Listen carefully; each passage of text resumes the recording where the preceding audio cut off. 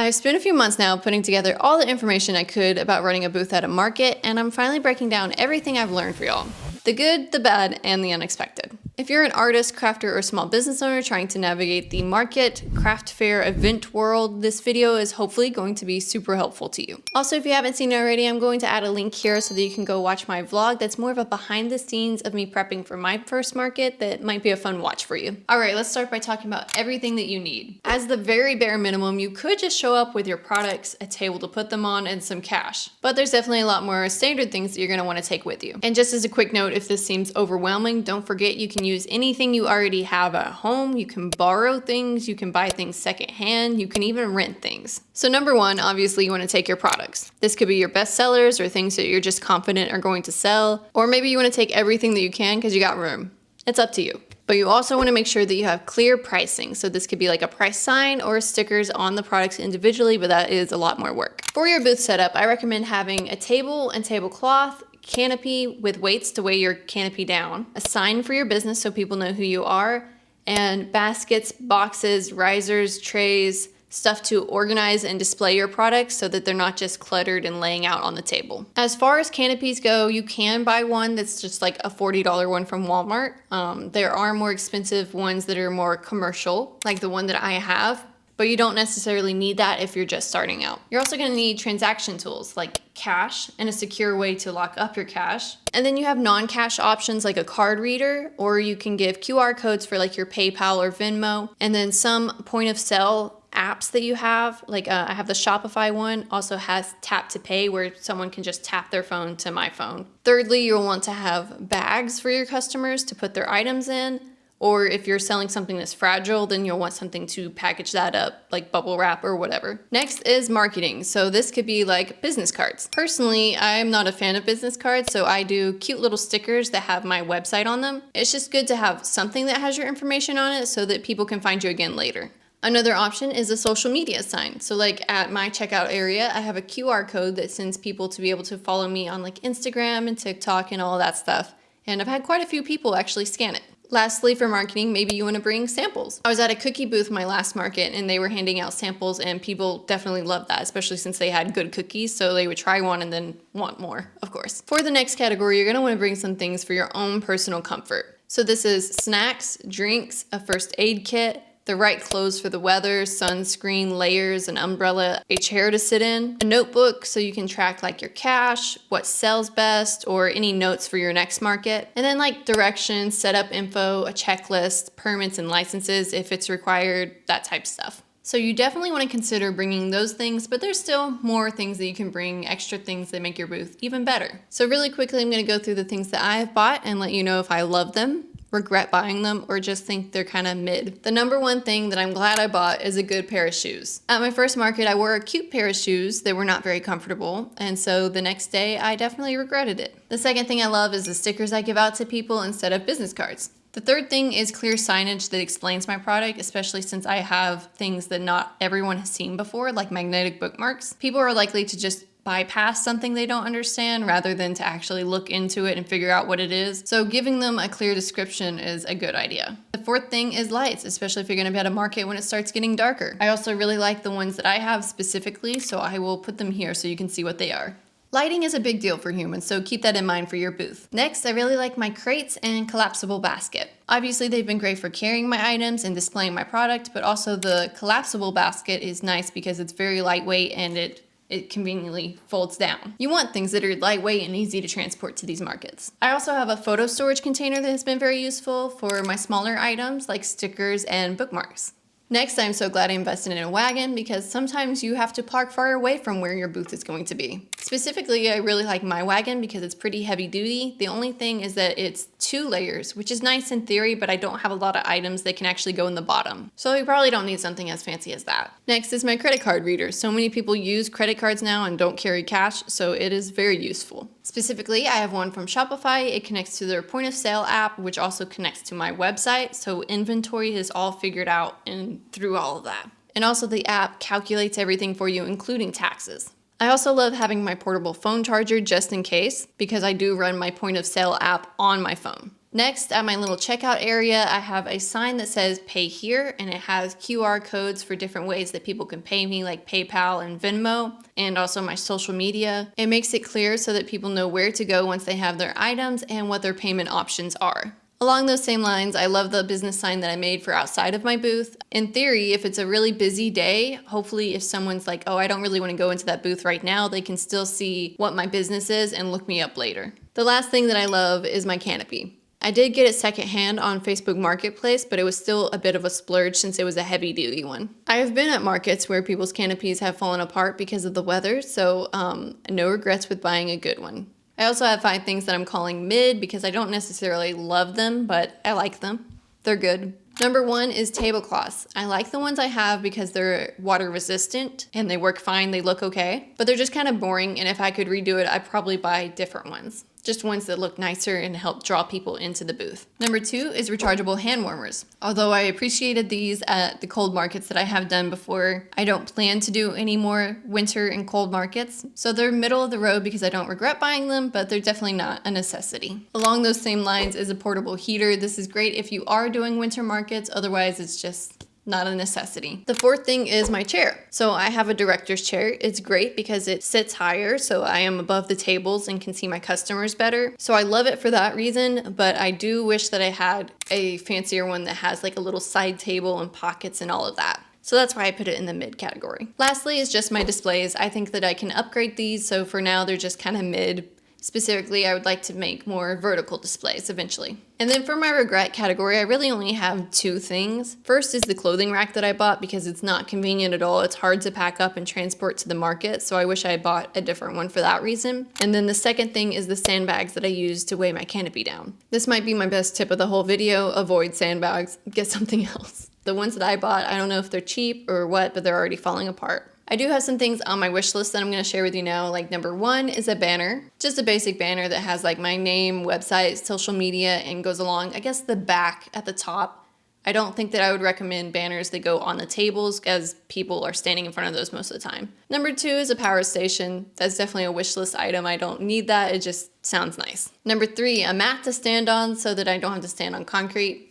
Number 4 is that I want to move a little bit away from using tables and do more vertical shelves and displays in that way. For the tables I do have though, I want to get some risers so that they become counter height, which makes it easier for customers to shop at. I'd also like to get a portable fan for in the summer, and then possibly a mirror in case people want to see what a shirt would look like on them. Now some quick notes about booth layouts. I use the Z layout, which has a 4-foot table in the front, a 6-foot table in the middle, and then a 4-foot table in the back to create a Z shape. I love it because customers that aren't as inclined to walk into a booth can see my products and stuff at the first table in the front without having to enter. They get a little sample of who I am and what I sell without having to commit to actually walking into the booth. I've also found it helpful to use unique displays for my products because that way I stand out a little bit and it's catered to what I'm actually selling. So for example, my favorite display is my sticker display because I DIY'd it to fit what I sell. Alright, so one thing you have seen throughout this video that I've been referencing is a Notion template I created. I took what I used to budget my upfront costs and made a better and editable version for anyone that's just starting out and needs to budget their own upfront costs. It also has a complete checklist of all the small items that you might want to bring with you to a market as well, things that I didn't have time to go over in this video. I'll have all my Notion templates for you guys to check out in the description below. In total, I ended up spending $550 on my setup, which is not including how much I spent to make my products. Since I also do sell online, I didn't think it was relevant for me to count that. And $180 of that was literally just my canopy. So obviously, I think you guys can do it for cheaper than $550. I then made over $1,200 gross at my first market, a fried pickle festival, with a booth fee of $110. So my first event completely paid for my setup and then some. For every market since then, the only expenses I have are the cost of making my products and the booth fees. Oh, and time and labor if you want to count those, because those are pretty high. While I am telling you the numbers from my expenses and everything, I do want to give 2 notes about my personal experience because 1, as I mentioned, I didn't really have to spend $550 on my setup. I could have done it cheaper. And 2, because the first market I did was a little bit of an outlander because I had pickle products to match the theme. It was a fried pickle festival, so those sold very well. And also it was an extremely high traffic market. A lot of people showed up to it. Keep that in mind, and then just remember that we're different people selling different things. So I have a lot of low cost items, which means I have to sell quite a lot of them to make a decent profit. I know that there's vendors who can sell thousands to tens of thousands of dollars in a weekend at markets, but there's also a lot of vendors that only make like $50 profit. So just be aware, the reality of markets is that there's a huge spectrum. Some people do really well, some people have a hard time. And there's a couple different reasons for that. It could be that what you sell isn't compatible for markets or the market that you chose. Finding the right market for you and your products is very important. So finding good markets is what I want to discuss next, but before we get into that, I want to take a moment to thank Craftsfeed for sponsoring this video and for supporting my channel. Craftsfeed is an online community and resource for crafters, DIYers, and creative makers where you can find over 2,000 classes across many categories for every skill level. Whether you're into photography, sewing, painting, cake decorating, or something else, there's over 20 creative categories to explore. I personally had the cliche New Year's resolution to be healthier this year, so I've been exploring their cooking and fitness classes. Like this one, Fuel Your Body, Feed Your Soul, from Chef Lentine Alexis. But of course, I'm excited to jump into some of their other categories like drawing and writing and gardening. So far, I've been impressed by how professional and friendly the instructors are and how they break everything down into easy to follow step-by-step demonstrations. I think this is a great resource for creatives in general, but also specifically for those of us who want to or already participate in markets. They can help you refine your craft, learn techniques, or just spark ideas for new and unique products that catch people's eyes. Constantly improving your work is always going to help set your booth apart. The first 1,000 people new to Craftsfeed to use my link below will get a full year of premium membership for only $1.49. All right, let's talk about finding markets. First of all, it's important to find the right market for you because not only are some of them flops where only 50 people show up, but also because you want to find one that matches you and your brand. If you make expensive handmade works of art like pottery or hand-carved items, you definitely want to go more towards an artisan-geared market or craft fair, instead of one that has like a bunch of MLMs in it. That way the audience that values handmade items is going to be there and they're not going to be surprised by your prices. One of the main reasons I think I've done well at markets is because my booth stood out amongst all the other booths around me. I had unique things there. The number one place that I check is actually Facebook events. If they don't have a Facebook page, then I'm going to be pretty skeptical of the event because that seems like the bare minimum of marketing. The best 2 events I have done have had over 50,000 people on Facebook say they were interested in attending. And then the third best one, which was a smaller one, had over 10,000 people that were interested in attending. My 2 roughest events had less than 2,000 people say they were interested. So while I wouldn't put all my money on trusting Facebook to be the sole source of whether an event is going to do well or not, it has a track record, for me at least. And in addition to searching Facebook events, you can also search within groups on Facebook. I'm a part of a vendor group for my local area, and event coordinators will go on there and say, hey, we have spots open for this weekend, or vendors will be like, hey, I have this weekend open and I need to find an event to attend, and people will comment and share events. So I definitely recommend joining a group for your local area too. You can also search within these groups for event coordinators to see if they're any good or if they might be a little scammy, and I say this from past experience. I actually applied to and paid the $200 booth fee for an event that was actually a scam, and if I had searched within the group, a long post about how this person was a scammer would have come up and it would have saved me a lot of hassle. I was able to dispute it with the credit card company and get my money back, and the lady is being investigated now. So I definitely learned my lesson. Be aware that there are quite a few scam tactics for vendors for some reason, especially in these Facebook groups and Facebook event pages. You can also just search Google for upcoming events, and then I have a list of websites I'll put on the screen here that you can use to help you find markets as well. The best way to find good events, though, to me, is through networking. I've had some very kind booth neighbors that have offered tips and offered to give me lists of good events in my area. Some people have literally been doing markets for decades, so you can trust that they know which ones are good and which ones are not. When it comes to applying to events, know that some of them require you to apply months in advance, while some of them still need spots filled up until the day of the event. I think it's a pretty safe assumption that the ones that book up earlier and faster are usually better events. My 2 events that I've done that didn't go well were actually last minute ones because I missed the deadlines for all the good ones. Most markets I look into, you get a 10 by 10 booth space, although some of them are just table only, especially if they're inside, or some of them you can upgrade to a 10 by 20 space, which is great for those that have really big products. And pricing for these markets literally ranges from $25 to thousands of dollars. I've done well sticking to the $50 to $150 range, and while more expensive doesn't necessarily mean better, a lot of them are actually worth the higher price. If you're someone that needs electricity in your booth, that's usually an additional fee, and I would say over half of the booths that I've done offered electricity. Also, some events do provide the canopy or table, so read through all of the information before you apply, because that might be something you're paying for. The other thing to know about these events is a lot of them are non-refundable. Bad weather and all. Now, something to make your life a little easier when applying is keeping yourself organized. I have an entire folder on my computer dedicated to markets where I keep like contracts, invoices, and all of the paperwork and stuff there. And then I also keep some photos that I usually have to use for applying to the markets. Usually photos of either my products or my booth. It makes your life so much easier having these things easily accessible and well organized. Now let's say it's the day of the market. What do you need to know? If it's your first market ever, I recommend getting there as early as they'll let you to be able to start setting up, because you don't want to be stressed over that. And if you can, practice your setup at home ahead of time. You can tape off the 10 by 10 area or whatever your booth size is, and then set up all of your stuff and see how long it takes you. I have seen people set up 10 minutes before the event started, which technically they were not supposed to do. But I personally like to have at least 1 to 2 hours to set up. That way, in case something goes wrong, I can fix it and I don't have to rush through everything. Another thing to keep in mind about booths, if they're outdoors, is the weather. If it's hot, make sure you have plenty of water and maybe even a fan. And if it's cold, make sure that you have like a blanket, warm layers, and maybe a heater. If it's windy, you definitely want to stake your canopy down, and you want to have 40 to 50 pounds of weight per leg. But also for wind and rain, you want to think about different ways that you can do your booth. So for me, I have to do my stickers differently because otherwise they'll just blow away. I've also had to tie my products down with strings and rocks before.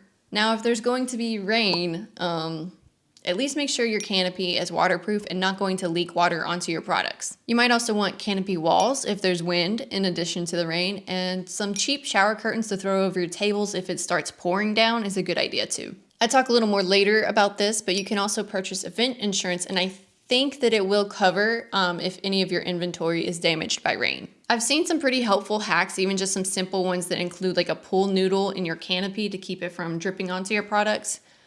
So just try and look up those hacks and tips online if you can, and in the like Facebook groups that I've mentioned earlier. Those can be very useful if you're having to deal with like a bad weather day. All right, next thing to be thinking about is interacting with your customers. There's quite a few debates about this. Some people like to spark conversations with their customers. Other people like to let them just do their own thing. I'm kind of a more in-between person because I am an introvert myself. I try to stay away from saying anything that requires them to have to participate with me. So maybe just, hi, welcome to my booth. Hi, everything you see around you is my original artwork. Maybe giving them a compliment if I want to, because that's a little more than small talk. Or if they're looking at my stickers, I can tell them about the deal that I have if they purchase 3. Stuff like that. More than just, how are you? However, I do think there's a difference if you're actually making a connection with them. I remember a specific instance where I was talking to a customer about an art print, and I was telling her where I painted it at, and she was telling me she was taking a trip to a nearby area of that. And I don't think she would have bought the art print if we hadn't made that connection. There's also going to be indecisive customers, people like me. And so that's why I like to hand out my little freebie stickers that have my information on them to people that may want to look me up later, find my website, and buy something then. Do keep in mind that people don't like to be pressured into things, and one way to take pressure off of people is to be busy doing stuff. Not in a way that it looks like you're still setting up your booth, because then people are going to be worried about whether they're allowed to come into your booth or not.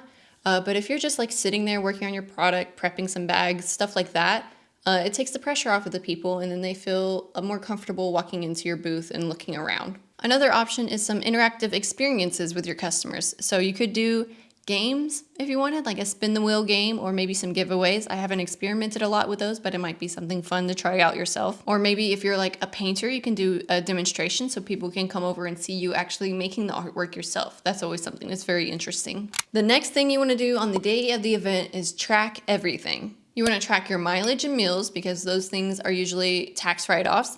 You need to track your cash, especially if you're dealing with sales tax. And then you want to track what is your best seller for the day and why you think that is. Something I've been considering to help with tracking what sells is barcodes. I know that the point of sale system that I used can do barcodes and stuff, but I haven't looked into it very much yet. Lastly, I would take some notes about the event and maybe give it a review afterwards. Now let's quickly go through some FAQs. First, how much product should you take? It depends, but remember that you can't sell what you don't bring. You don't want to bring so much that it's overwhelming to you, but don't forget that you can usually store stuff in totes under your tables, especially for like your best sellers. You'll get a better idea of what to bring as time goes on. For me, I bring like 3 to 7 of each item, just as a random ballpark number. Number 2, how do you handle pricing at markets? At the bare minimum, you want to be sure that you're covering your costs and your booth fees with the price of your items. But don't forget your time and labor, and don't be afraid to charge what you think that your product is worth. The right audience will value it and pay for it. Also, it's nice to have a range of differently priced items. I have a lot of stuff in the $5 to $10 range, and then I have stuff in the $10 to $30 range, and then $30 to $50 range. And then also sometimes I bring original artworks, which are going to be much more expensive than that too. Number 3, how do you know if a market was successful?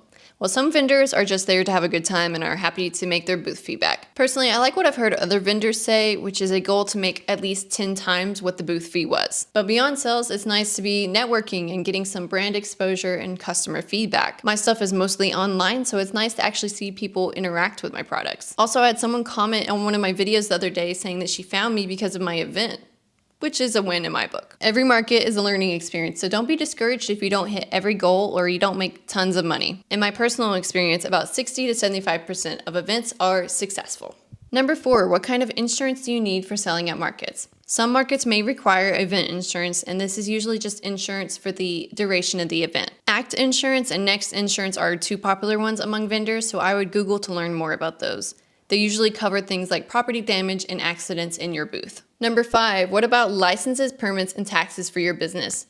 Well, it's going to depend, so definitely check the rules and laws for your city and state, because I'm not a lawyer or a tax expert. Personally, I know that I've gotten a business license, a doing business as a DBA, and a sales tax permit. Remember that as a vendor, you're responsible for reporting your income and for paying any of the applicable sales tax for your state. There's also definitions between a hobby and a business in the government's eyes, so I would look into those if you're just starting out. Maybe talk with like a lawyer or a tax expert, a professional in those areas if you're concerned about this. Number 6, do you need a separate business bank account? Yes, please. I definitely recommend every business has a separate business bank account. It's going to make your life so much easier during tax season. Keeping your personal and business finances separate is a big thing in the tax world, so consider that. Here's some thoughts to conclude this video. Start simple and stay organized. Your first market is going to be a learning experience. Take notes and remember, to grow a business and therefore be better at markets, you need to learn to adapt and continue learning. But don't stress too much if it's your first market. Things always seem much scarier when you haven't done them before. Put yourself in the customer's shoes. When you attend events, which booths do you go in and why? Join some vendor groups online because they're always sharing some great tips, and don't forget to have fun. Also, just don't be afraid to learn as you go. You got this. Personally, my focus moving forward is making my booth stand out more and making things easier on me on the day of the event. Specifically, I want to slowly upgrade my displays, add clearer and better signage, keep making new art, better track what sells, be more picky about the markets I choose, and maybe I'll do the barcode thing. We'll see. I averaged around $1,000 for the majority of my events last year, and to me that's good enough to make it worth my time to keep doing markets, especially since I sell a lot of smaller priced items. And I really think that the reason I even did that well is because of my booth stood out and I had a uniqueness to my products. I don't know a company that can manufacture the magnetic bookmarks or the leatherette bookmarks that I sell, for example. And I know my shirt stood out compared to the other booths around me, even the one right beside me that only sold shirts, because it was an original design instead of one that you might have seen online before. So to me, the goal is standing out, and that's how I plan to do better at my future markets. I hope this video has been helpful to you, and if you still have questions, leave them in the comments below and I will do my best to answer them. Thanks for watching.